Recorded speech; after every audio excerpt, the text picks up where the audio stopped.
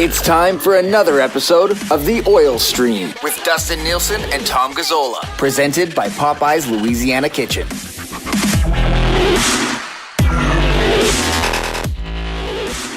Hello, everyone, and welcome to a Friday episode of The Oil Stream. Nielson and Gazzola with you. As always, The Oil Stream brought to you by Popeye's Louisiana Kitchen. Check out the Popeye's chicken sandwich. Best one you're going to find. Skip the dishes, DoorDash, Uber Eats, eating in, eating out, hitting the drive-thru. You can eat a Popeye's chicken sandwich now, Tommy, wherever and whenever you want. We've made it, buddy. Yeah. Mind blown. Mind blown. Finally.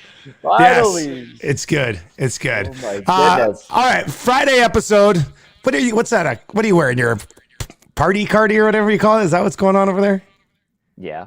Yeah, I thought so. Okay, that's good. It's a comfortable cardigan. I thought maybe I put on a collared shirt for today, and I'm like, yeah, it's a sunny Friday. It's the off season. That's right. Thank you. Yeah, Thank you. Pretty soon we'll be doing the oil stream on a patio somewhere. Oh, that would be nice. I like that. I like that nice. very much. Yeah. That's a good idea. All right, so we'll get to the Ken Morrison Remax question of the day a little bit later on. Unless it's about Shore. It's not about Shore, is it? Okay, no, I think we've heard everything we need to about Shore. I don't know how many times I've seen that stupid war chart tweeted at one of us in the last 2 days. I get it. I don't get it. I have no clue what everyone's problem is. I don't know if it's perception. They don't like Devin Shore. They'd rather see other free agents sign first. Like, we're gonna have a busy offseason, okay? It's gonna be buddy. This offseason is gonna be like I don't even know how to describe this offseason. Like I don't know. Yeah. I don't know. I have no words. You and I actually haven't spoke since the Shore news because it happened, right? We did our RFA keep cut qualify thing, and we both said, you'll probably qualify him because it's a cheap deal. He ends up getting the 2 years, the $850. The analytical crowd hates it. Other people don't mind it. I don't mind it. I think, a 1 year deal would have been great. 2 years, whatever. You can bury it if you want anyway. Yeah. Tommy, does it signal anything to you, or does it mean anything to you that this is the first guy to get a deal? What do you think about that? No, I think it just gets something out of the way. And they can worry about the big stuff, and they get this stuff taken care of. Clearly, there's an appetite for both sides to get a deal done. They value what he does bring to the table, whether or not he was outscored, 17-2. I think it was. They value him. 8 or 9. 17-9, whatever. It does. They value him. They see him in that bottom 3 or whatever, and they're bringing him back at a very, very cheap price. They could, if things aren't working out with him, they could get rid of him very quickly. They could bury him in the minors at no cap penalty, whatever. It's a cheap, low risk, whatever move. It just gets it out of the way. Less stuff to worry about, and they can focus more on the big stuff. I know someone tweeted at both of us saying that you and I were going to carry the water and chop the wood for the organization.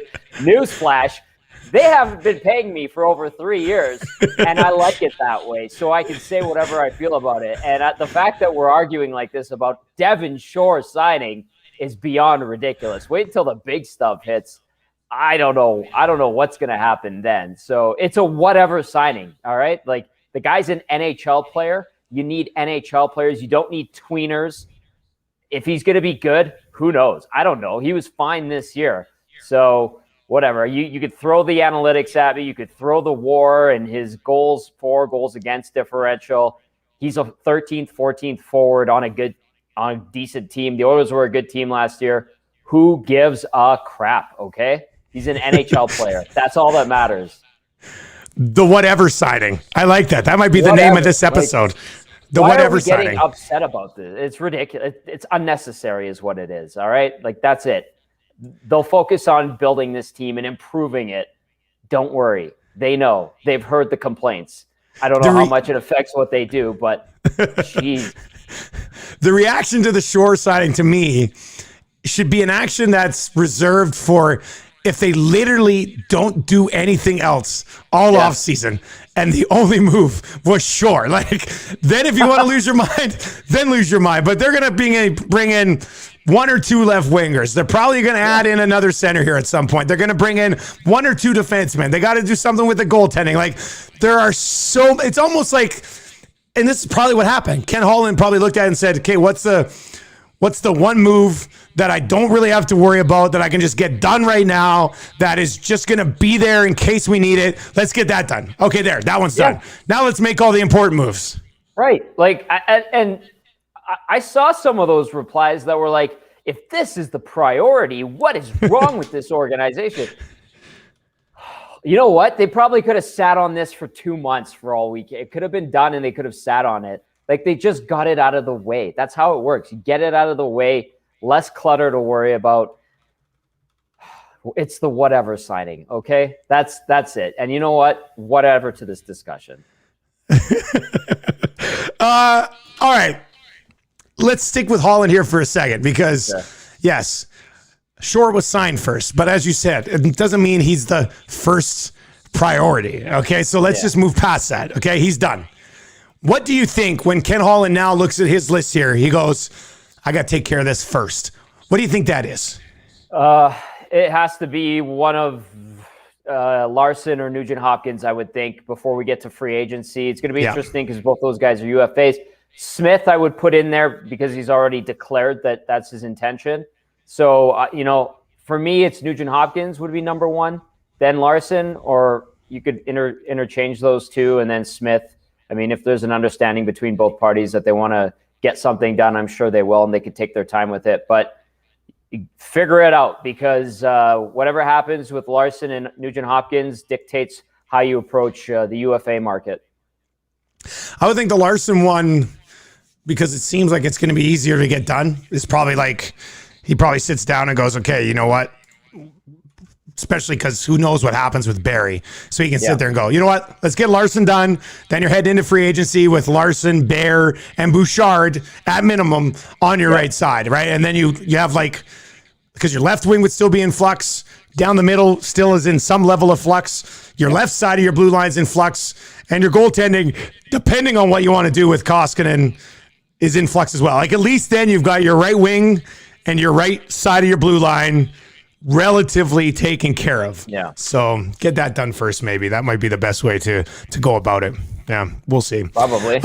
Yeah. All right, Dave Tippett. So the Jack Adams nominees came out today, the finalists. And I thought there was three pretty good choices. I didn't think Dave Tippett was going to be in there, but Ray Ferraro brought his name up today saying, he had a pretty good season as well. And that depends on who you talk to, I think, here in the market. But Tommy, overall, what would you how would you describe Tippett's season? Like, what type of word would you use to describe the job he did this year? Steady probably stands out to me. I mean, I know that there's been moments where we've scratched our heads and gone, what was he thinking? Why didn't he do this? Why didn't he do that? Obviously, the non-timeout in game 3 is a big one that comes to mind. Overthinking things, maybe getting into his own head a little bit. We've kind of seen that over the 2 years. But when you kind of remove yourself from deep diving into that and you take a step back and look at the team, you go, well, he has made the postseason with this club 2 years in a row. He's got the 5-on-5 play improved. The goal scoring's not there. It's not where it needs to be 5-on-5, but defensively they've improved. Special teams have been excellent these 2 years under Dave Tippett, Glenn Gulletson, and Jim Playfair. And he, with the system and all that, has managed to get one goalie that's way over the hill, but still giving you good performances, and another mediocre goalie. He's turned those guys into decent netminders, or to the point where they can work with them, where they're finishing second 2 years in a row in their respective division. Overall, the body of work's good. And don't get me wrong, I'm not here to say he's the best coach in the league. He's done a good job. The results are there. In the playoffs, they've soiled the sheets 2 years in a row. That's an issue. We'll see what happens in this third year, because that's going to be a big factor. And he even doesn't know what his future holds. He's got 1 year left on his deal. Didn't he say it at this point? He's okay just going year to year, essentially. Yep. So, yeah, I would say, I'm somewhere from okay to good. Like he did an okay to good job this year. Like I think there were some things that he handled very well. Hell, Jesse Puljujarvi alone could get him a good grade for the season. Like he brought this guy back over, started him lower in the lineup, gave him an opportunity, and the dude buried 15 in a shortened season for him. Like Todd McClellan obviously couldn't figure out what to do with that player, and Dave Tippett managed to do it. And there was a few different things like that I thought that worked pretty well this year for Dave Tippett. And then, it made some just straight up, I'll call it bonehead decisions in the postseason. So, it's up and down year, but I think more good than bad from Tippett, and that might be us carrying the water because I want a job with the team at some point, but I don't think that's what happens. Trust me, you don't. No, I don't. The eye of Sauron's all over you. Durrells Jr. says Tippett gets into the playoffs and then forgets what he's doing. Maybe it looks a little bit like that. I mean, this year you could make it, but it was a close series, and maybe a coach can make a difference in a coach series, right? So that's fair enough. AB Poker Inc. on the live stream says, ask Tommy Clark Kent Gazzola where he changes now that there isn't phone booths anymore. Well, I can't find the phone booth anymore. You got to go to bus shelters, I guess, right? I guess it would be a bus shelter. That's true. That's probably the best way to go about doing that. Okay, a couple other things we want to get to today. We still have to get to the Ken Morrison Remax Excellence question of the day. We'll go there quickly. Hart Trophy. Tommy, what's the percentage of first place votes that you think McDavid ends up with? 95. I mean, listen, I've seen the clamoring for Nathan MacKinnon. He's a great player. Again, 105 points in 56 games. Like it's a regular season trophy too, by the way. They got to the playoffs 95%. And there's going to be a few people out there that vote for McKinnon or Matthews, and they just want to stir the pot because they want to be that person, and it's going to create controversy and clicks and attention. They might even swear. Follows. Might even swear. Let's not even go there. That was something else. But 95%. I mean, unanimous. He won it. I saw Rob Rossi tweet about Sidney Crosby, and that's it. He makes a good point. But it's a regular season trophy, and without McDavid, the Oilers are not a second place team. Let's not kid ourselves here. Yeah, I mean, it's got to be 95%. Like I can see the odd person throwing a vote away because they're so close to the team that they want to support their guy. But let's be honest, it's Connor McDavid's award this year for sure. Tyler Benson, quickly on Tyler Benson, because Low Tide has dabbled in a little bit here about Tyler Benson possibly being in the lineup next year. Maybe some things point to that. Like if I was going to project how Tyler Benson would fit into the lineup next year right now, knowing what I expect this team to be able to do in free agency, Tommy, and I think at this stage of his development, we don't have to talk about this aspect of it anymore. I think if we get to opening night and Tyler Benson is on the Oilers roster, I think it's like with Devin Shore as a 13th and 14th forward. To me, and this is nothing against Tyler Benson, and I know you want to give some of these guys opportunities, but if Tyler Benson is your third line left winger to start the season, I think you probably are disappointed in your offseason. So, could he be there as a 13th, 14th forward and basically be that Dominic Cahoon guy next year that gets into the top six when they actually need a top six guy? And if he doesn't, maybe he's just, is he that Tyler Ennis? Is he that Dominic Cahoon? Is it time for Tyler Benson to be that? And with what he's done in the American Hockey League, I'd be okay with him having that role. He had a great season. He has done nothing wrong to this point. He's done everything he could do to show the team and organization that he's ready to take the next step. He's gotten a little taste of it a couple years ago. This year didn't get a sniff, but he had an amazing year in the American League. So it's not any of his own fault.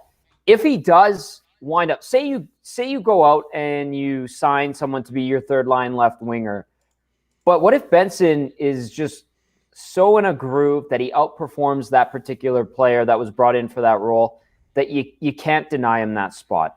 And you think about Cahoon and you think about Ennis and you look at Benson, you go, well, he's a bit bigger, bit thicker than both of those guys, has the offensive ability to put up numbers, and he's more solid, defensively responsible. He's been working on that part of his game. It might be an upgrade. And it's hard because he's at that point now where it's like, well, okay, he's too good for the AHL. Is he ready to take the step into the NHL and be an everyday player? And that comes with patience and time too. And we know here in Edmonton, there's not a lot of patience and wiggle room to give time.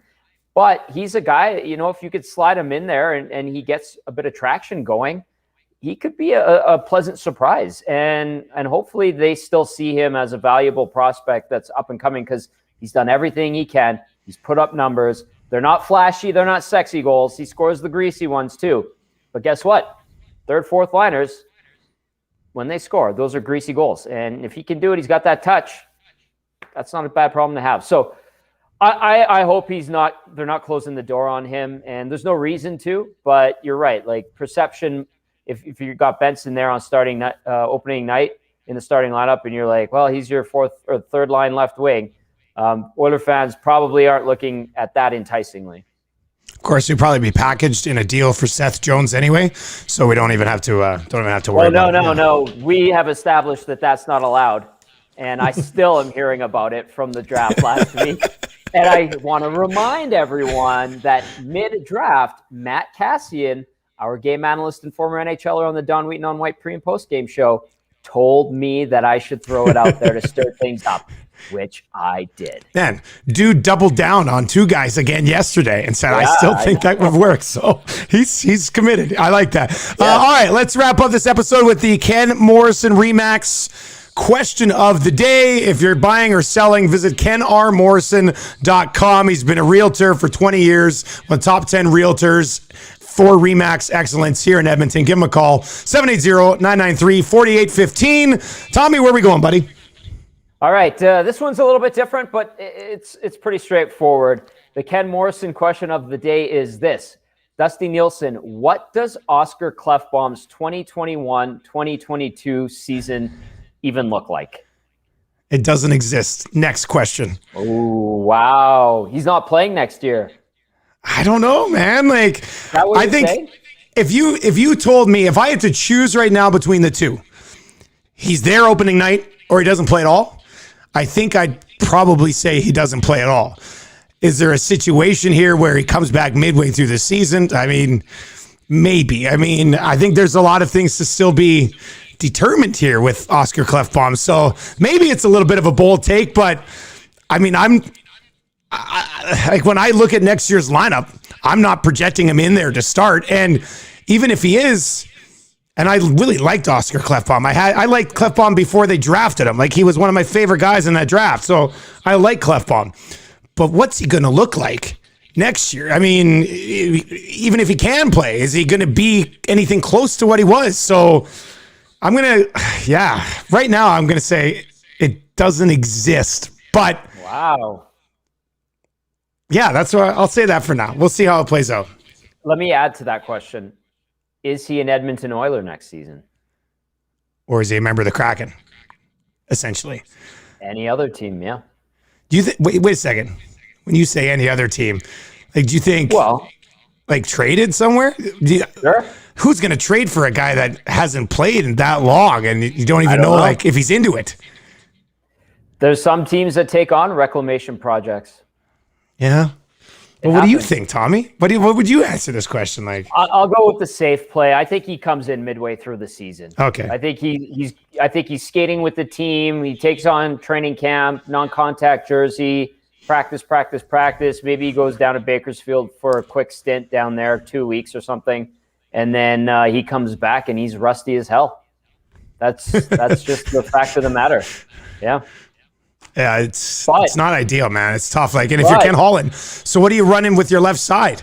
Like, let's say you lose Jones in expansion, you're going to run Nurse, Russell, and bring back Slater Cuckoo for half the year, just waiting for Klefbom. Because if you go and give Alexiak $3.5 million, you can't be bringing Klefbom back in. You know, like that's a real hiccup in this offseason, man. I like if you could tell me you got 100% Oscar Klefbom back with you, that blue line's really good. But I won't be able to buy into that until I see it for a month, you know? Like, it's tough. It's a mystery, and I just kind of want to get your assessment where we're at with this, or where you think he might end up, because who knows, man. It's a tough one, because there was a legitimate top 4 defenseman, and I mean, this last year, 15 months has really thrown a wrench into that left side of the Oilers blue line. Thankfully, they have Darnell Nurse, who's emerged, and I'm curious to see if Caleb Jones and Seth Jones at some point want to find a way to play as a pair on a team somewhere. And I guarantee you that Seth Jones has the type of clout around the National Hockey League where a team would say, yeah, we'll take you and your brother, pair you guys up together and give you a shot. Buddy, if I'm the Kraken and you can bring in Jones, Seth, not Caleb, but nothing against Caleb, but if you can bring in Seth Jones to anchor your blue line to start a franchise, get that deal done. Like, yeah. I know the charts and what they've said here over the last little while, but if you can throw Jones on your blue line to start an organization, done. Sign me up. Yeah. Like, that would be pretty good.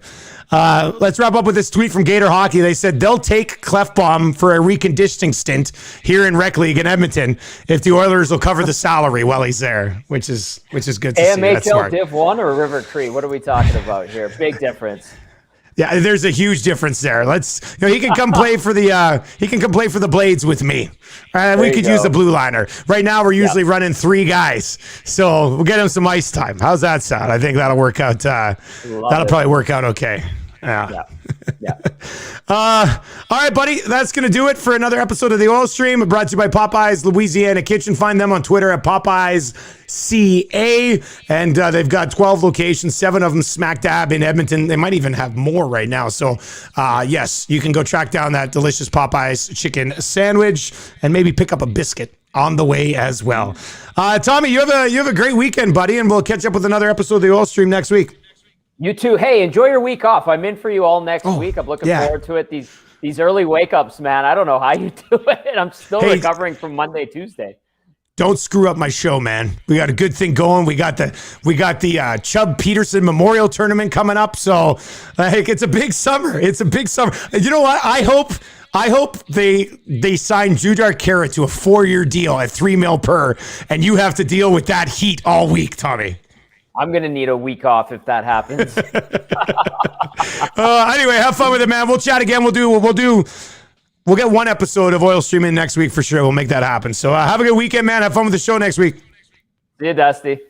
For Tom Gazzola, I'm Dustin Nielsen. Thank you very much for watching the live stream here on Twitter. Also on YouTube, just search Nielsen Media on YouTube. Find us there.